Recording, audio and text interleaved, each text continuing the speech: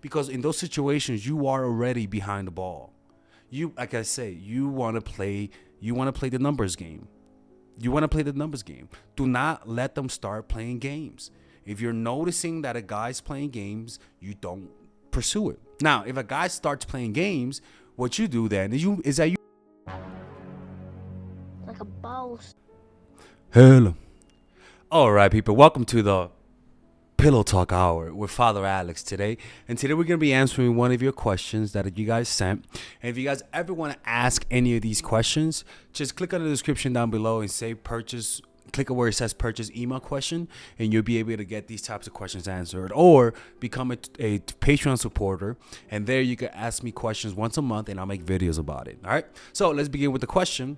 And another thing, and also don't forget, we released our new course called Charisma Blueprint.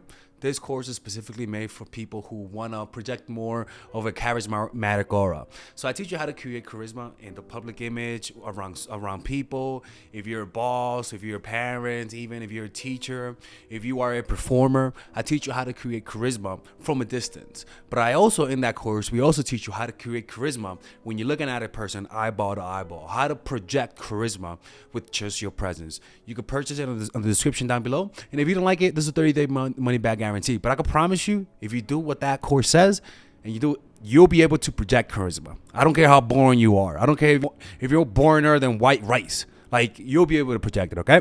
So let's begin with the video. The question goes, in July, I was out for a friend's birthday. A young man stopped to talk to me on the street. I immediately turned him down, saying he was too young for me. Okay. He's almost 26 and I'm 44. I told him my son is 25.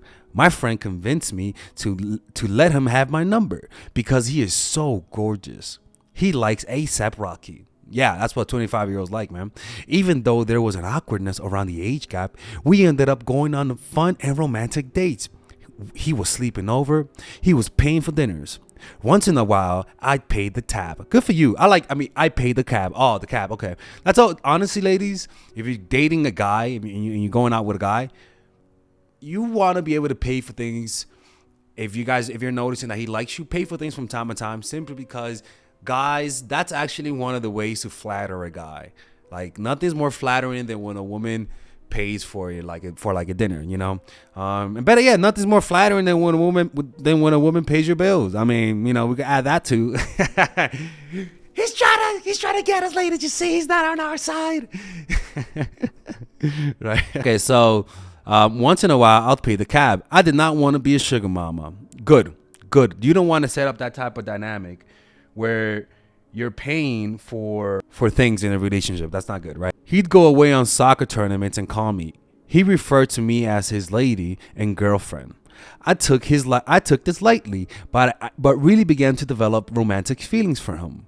I was leaving to Greece, and he said to stay in touch and see each other when I'm back. Okay, good, right? So this is the thing, is that even though you may not take it seriously, when he calls you his girlfriend, it's like a subliminal message. It gets to you. Tell people to slow down when they start making promises, because promises is a way for you to fall in love. You know how they say a man falls in love with his eyes and a woman falls in love with her ears. Women love promises, right? You guys love promises. I've seen the powers of promises, people. It fucking works. Like, it works. It's like, seriously, it's kind of crazy. It's like a magic wand. Like, it's crazy. So you have to tell people, hey man, look, we don't know each other yet. Let's slow it down. Let's not make promises. Let's just see each other.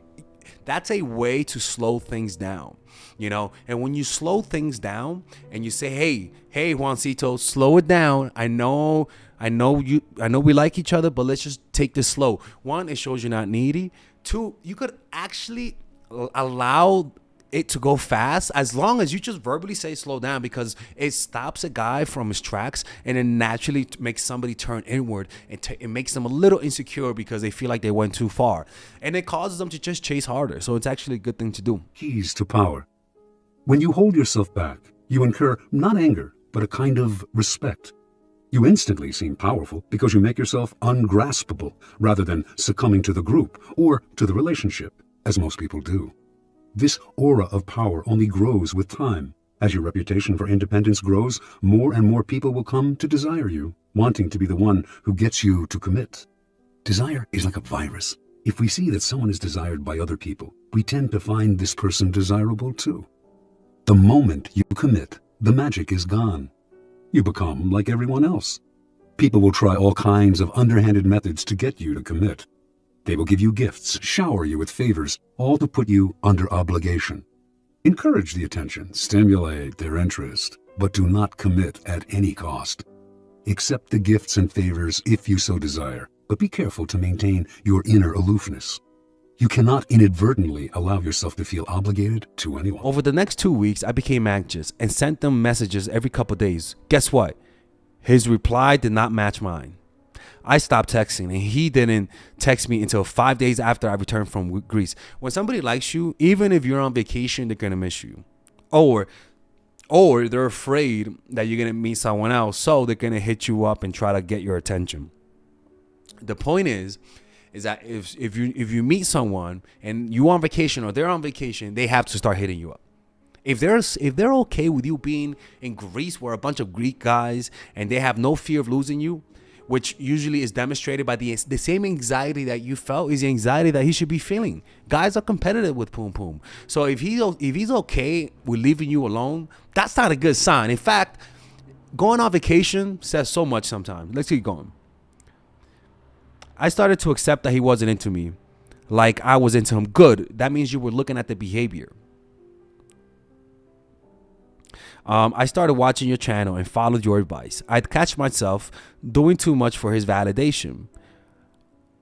I kept myself busy and fell back even though the rejection was killing me. Good. I know, right? That's why you got to meditate. Meditation allows the emotion of rejection to slowly become soothed. Meditation allows you to handle uncomfortable emotions. Studies show that meditation increases your tolerance for emotional pain, and it decreases the duration of emotional pain. Like a lot of studies show that. He finally came over, and the sex was so good because all of the tension between us. In fact, good sex, the most toxic people usually have the best dizzy. You know, like toxic dizzy is really exciting, right? Toxic people, for some reason, always come with good sex.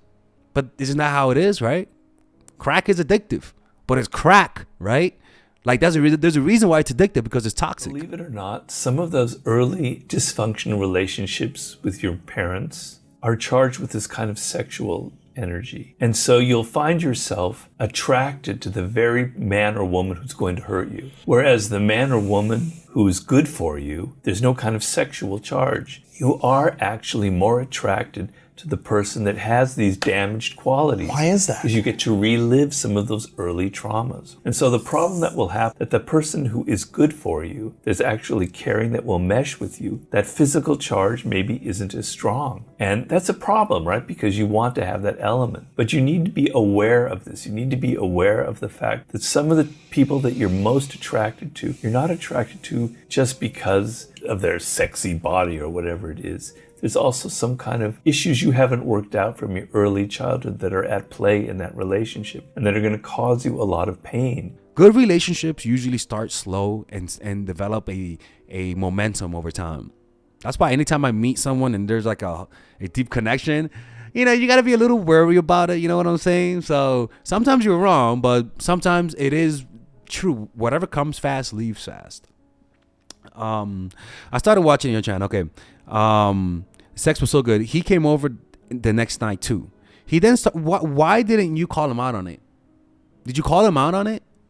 Anytime somebody's not contacting you, you got to do the same thing to them or punish them. If he didn't hit you up the whole time, when he actually see you, you should have been busy for like another 2 weeks, and so that he could get the message that you can't just disappear on me. Napoleon had this idea to the effect of, if I appear every day at the theater in Paris, people don't respect me. Oh, the king is the emperor's there. Okay. But if I only show up at the theater once a month, it becomes an event. And people start talking about me and thinking about me. So use absence sometimes, because we have this wrong impression that presence, being constantly present, is what makes somebody kind of fall in love and want us.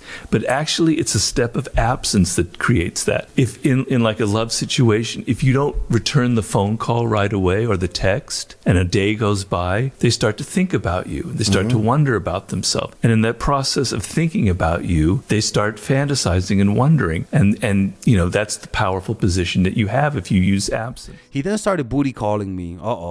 Reaching out late at night or after party. I put an end to that because I'm not waiting for no late night dizzy. He continues to text a couple times a week.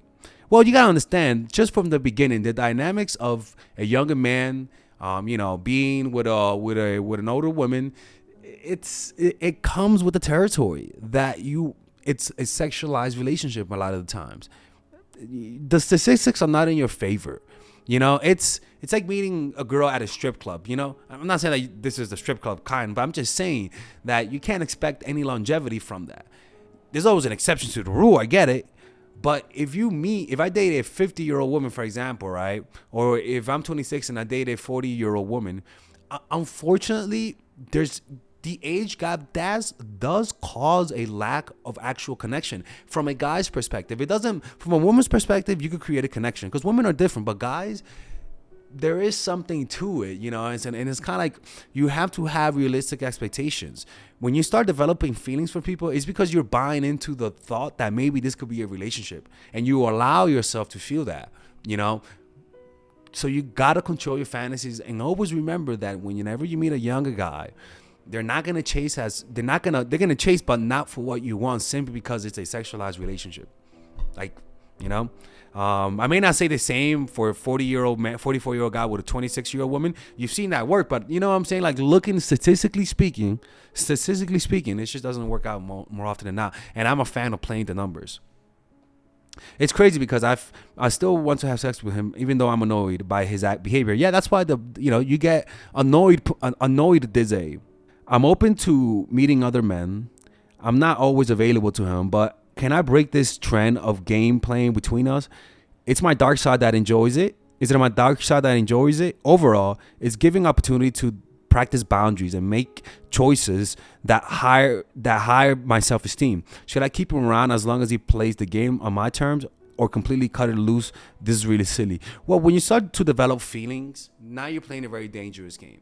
You could play this game if you have no emotions for him, but the problem is that when you have emotions for someone and you start trying to apply these strategies, it's too much there's too much at risk for you to actually be able to be smooth with it.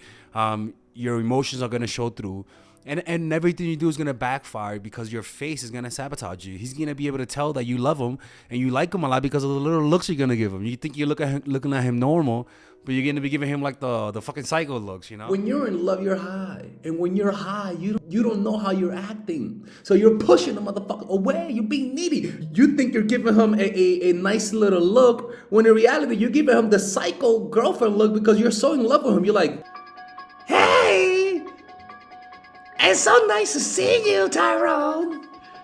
It's so nice to see you. And they were like, yo, get this fucking girl away from me, Tyler. Get her away from me, goddamn it. She's scaring the living hell out of me. But the point is that you either, one, have to have no emotions for him to play this game, quote unquote. And I understand what you're talking about. And two, you gotta have much emotional resilience to be able to deal with the pain and turn it into a spiritual practice. That's the only way for you to do it. You're too invested in this. So I recommend not to do that and just forget about it, because trying to make him fall in love with you, trying to play a game while you like the guy, while you're into him and he's not that into you, there's too much of a power indifference that puts you in a defensive and insecure position. You feel like you have no control over the situation. And in order to stop the game from people, what you have to understand, the first thing is that some people will not give you the respect that you want. That's the first thing. And they make it pretty obvious by the way they behave with you. You notice that they're never on time. You notice that they may not give you as much eye contact. You notice that they do disrespectful things that makes you wonder. They don't call you back on time. They take a long time to respond. That to me is a little passive aggressive. If you see that, you have to make sure to pull away. To pull away and to not entertain those types of situations. Because in those situations, you are already behind the ball. You, like I say, you want to play the numbers game. You want to play the numbers game. Do not let them start playing games.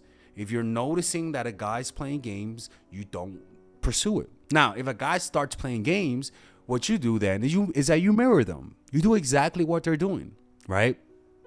If you start mirroring them and you doing exactly what they're doing, it'll annoy them. It'll put them in a position where they either have to confront you about it, or they start pulling away even more, right? It reveals their strategy. Reacting to their behavior is not how you do it. You mirroring them is the key. Do what your enemies do, following their actions as best you can, and they cannot see what you are up to. They are blinded by your mirror. Their strategy for dealing with you depends on your reacting to them in a way characteristic of you. Neutralize it by playing a game of mimicry with them. The tactic has a mocking, even infuriating effect. Most of us remember the childhood experience of someone teasing us by repeating our words exactly. After a while, usually not long, we wanted to punch them in the face. Working more subtly as an adult, you can still unsettle your opponents this way. Shielding your own strategy with the mirror, you lay invisible traps or push your opponents into the trap they planned for you. That's what you got to do. Just mirror them. If they take 10 days to respond, you take 10 days to respond. But you see how at that point you're already too far in. But I understand, right? So if you're willing to play that game, you just got to mirror them. And sometimes mirroring them ends up where you are in fucking Timbuktu, right? And he's in fucking New York City. Like, it means that by you mirroring him, he doesn't like you enough for him to bridge the gap and start chasing you because you're pretty much mirroring him. Mirroring is one of the best strategies, to be honest with you. But it's only one of the best strategies if you want to play the game. Honestly, I just don't recommend you playing the game because there's too much at stake. Your emotions, your self-esteem is at stake. And a lot of the times we engage in this game as a way to validate ourselves, as a challenge. And that's fine, but you're betting with house money. Not with house money, you're betting with your heart.